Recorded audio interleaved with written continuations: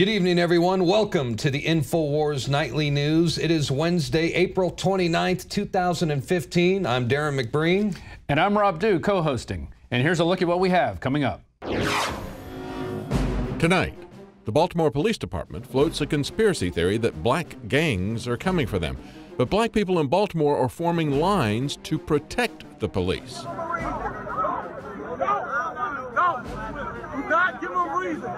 And we'll be joining INFOWARS reporters live on the ground in Baltimore for updates. All that and more on tonight's INFOWARS Nightly News.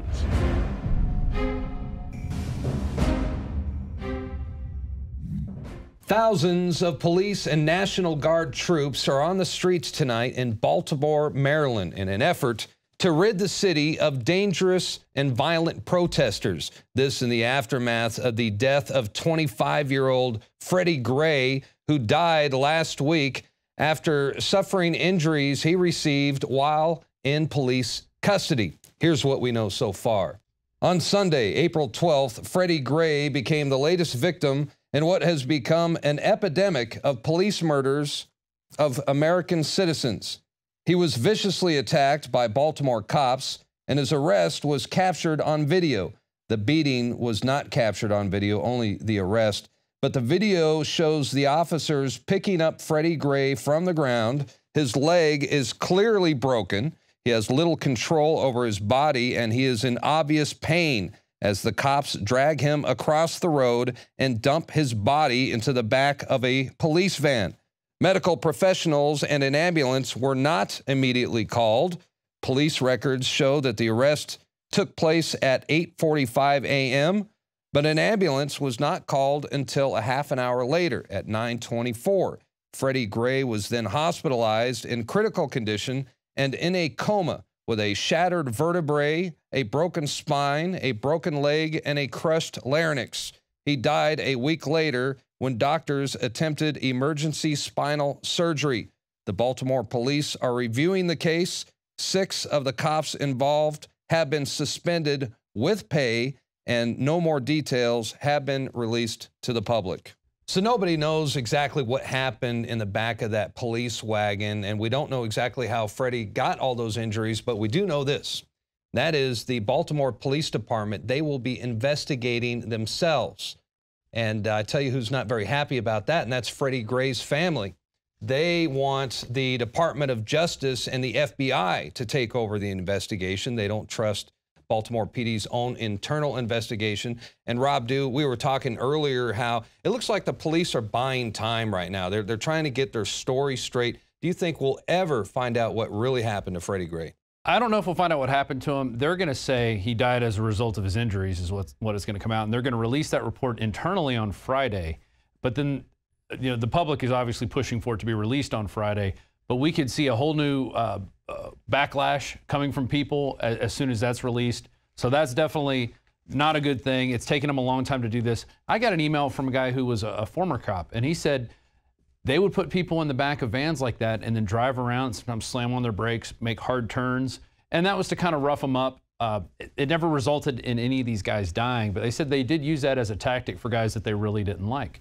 So this guy, you know, Freddie Gray, he had a switchblade on him, and they say he was running from the cops, and they said he looked suspiciously at a cop and then kind of ran off, and that's why they went after him. So maybe he had history with the cops. They said he has a criminal record. So maybe this is one of those guys that they said, you know what, we're gonna teach this guy a lesson. But it's not clear whether they put him in the seatbelt. Nobody knows any of that. So it is going to be interesting when the report comes out. I don't know if that will be the truth, though. Well, like I said, they are investigating themselves, and you know, that's a shame. You know, I'll tell you what the community would like to see, and most of the protesters, they want these cops arrested. They want them thrown in jail, and they want them charged with murder, and they'd like to see someone other than the Baltimore Police Department do the investigation. And you were talking earlier how he does have a police record.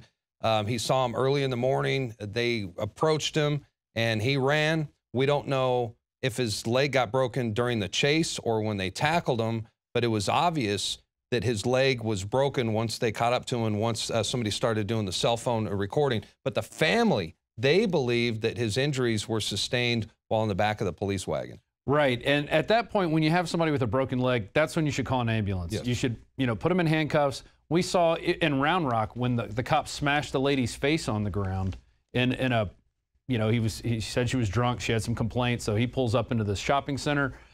He doesn't think she's cooperating. He grabs her and slams her on the ground. Well, they called an ambulance for this lady. And she wasn't nearly as bad off as Freddie Gray was with the leg dangling and all that. I mean, you can obviously see he's got a broken leg. And at that point, that's when you call an ambulance. And to take him, you keep him in custody, but you take him to see how his injuries are. And they didn't do that. So we'll see if anything comes out of that.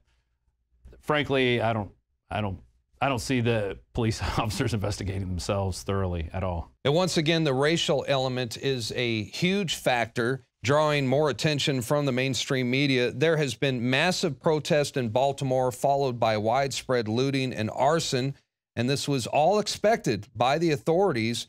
But for some reason, the Baltimore police, they were ordered to stand down. I mean, they were ordered not to stop the looters when the riots exploded over the weekend. I worked with the police and instructed them to do everything that they could to make sure that the protesters were able to exercise their right to free speech.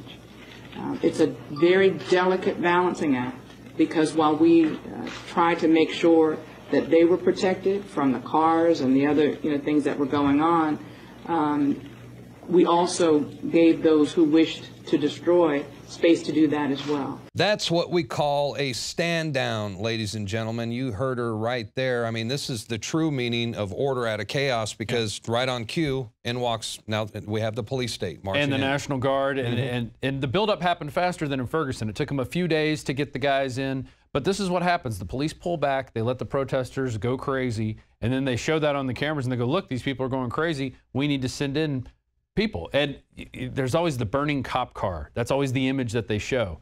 You saw it there with the police van in Baltimore with the police van. But now here, look at this. This is Toronto, the G20. There's a protester there standing in front of that car. There's a whole story about how this police car caught fire. The police pull back and they leave the car sitting there. They just leave it sitting there in the middle of the road.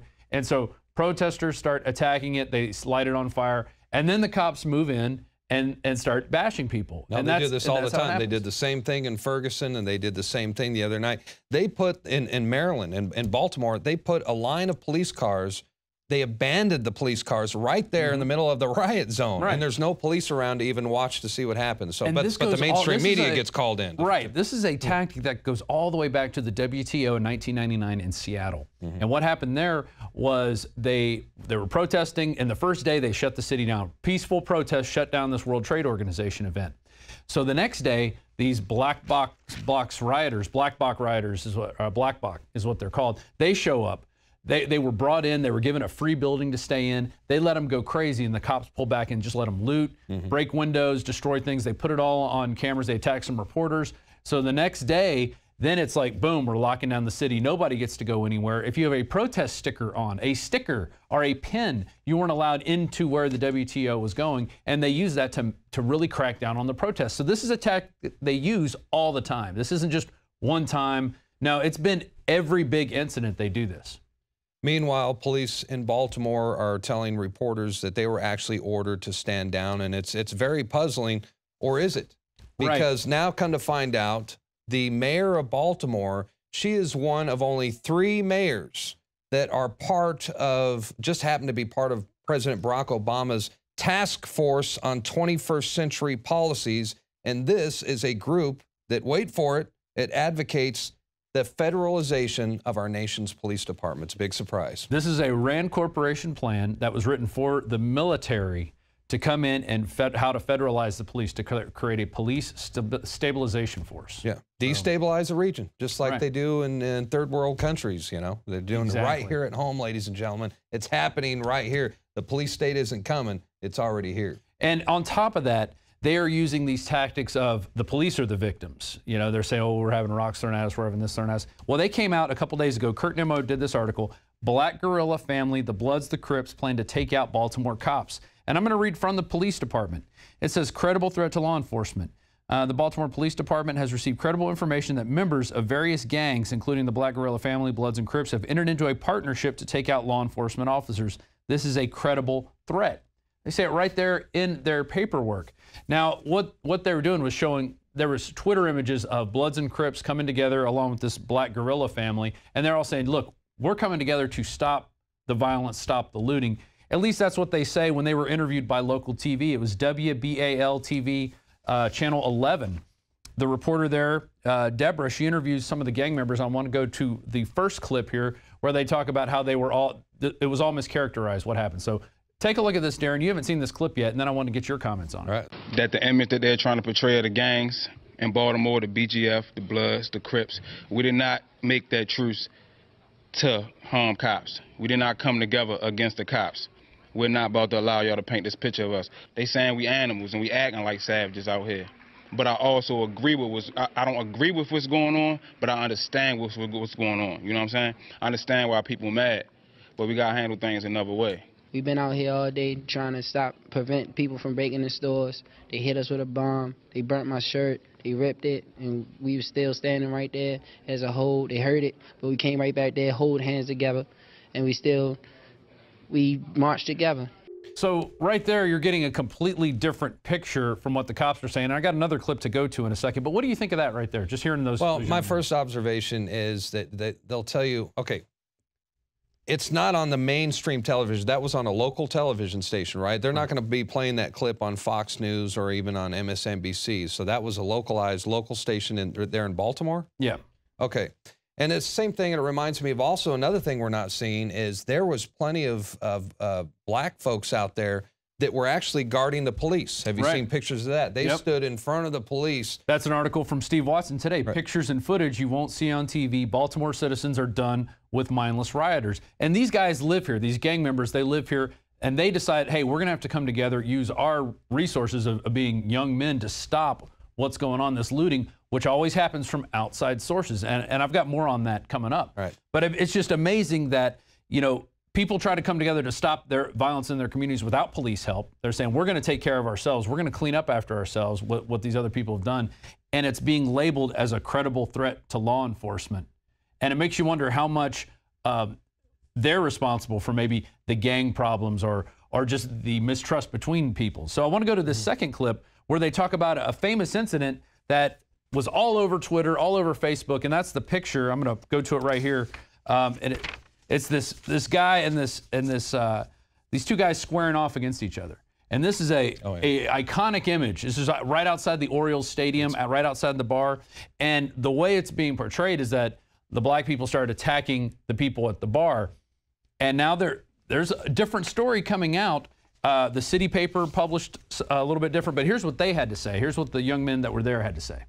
We are black men and we are united, and we're not going to stop. No matter if y'all even keep on trying to say we out here trying to shoot police, we're not trying to shoot police. We're not going to let that stop us from doing what we already originally planned to do. Stop believing everything you hear in the media. If you were not at that protest on the day that we protested for Freddie, you don't know what actually happened. They didn't tell y'all that when we walked past the eateries downtown that people threw beers at us. People called us names. You know, everything.